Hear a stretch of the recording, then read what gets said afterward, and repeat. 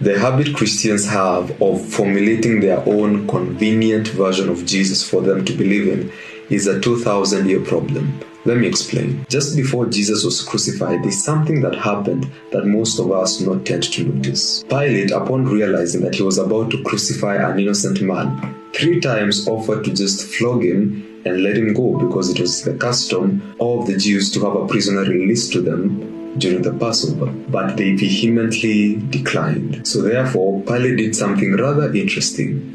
He offered them another Jesus, and he asked a question that is very much relevant today.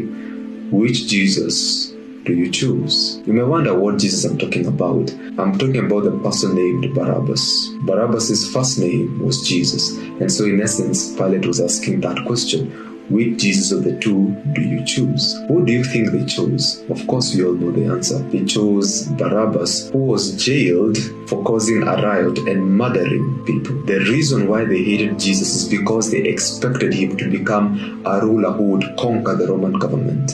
And when Jesus did not suit their convenience, but instead became a person who would beat people on the temple because they sold goods and transformed it into a den of thieves rather than a house of prayer, when he would prophesy about the destruction of the temple, when he would call them out on their sin, when that Jesus was not convenient for them, they chose a Jesus that looked more familiar to what they understood. And that was a rioting Jesus against the Roman government. A Jesus who could murder someone for the sake of freedom. I'll ask you the very same question Pilate implied when he presented the 2 Jesuses on that day. Which Jesus do you choose? Do you choose a Jesus of your own convenience? A Jesus who is comfortable with your sin? A Jesus will not call you out when you do something wrong? Rather, the one who came to die once and for all and will return a second time to bring the whole world into judgment. Think about that today, and may God bless you.